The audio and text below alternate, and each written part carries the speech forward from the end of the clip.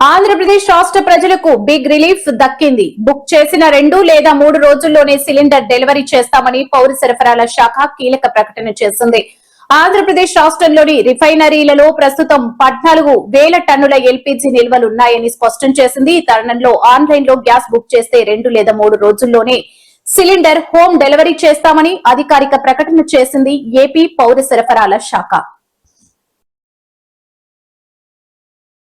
ఆంధ్రప్రదేశ్ రాష్ట్రంలో petrol, diesel, gas కొరత లేదని క్లారిటీ ఇచ్చింది. కొంతమంది ఫేక్ ప్రచారం చేస్తున్నారని, అలాంటి వదంతులు అస్సలు నమ్మి మోసపోకూడదని పేర్కొంది. గ్యాస్ కొరత ఉందని హడావిడిగా బుకింగ్స్ చేసుకోకూడదని సూచనలు చేశారు.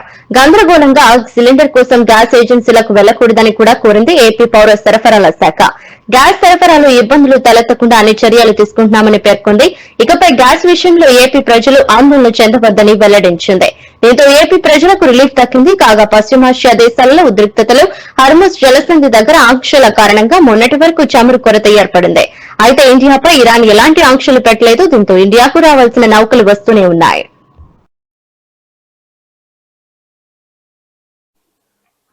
రాజధాని పేరుతో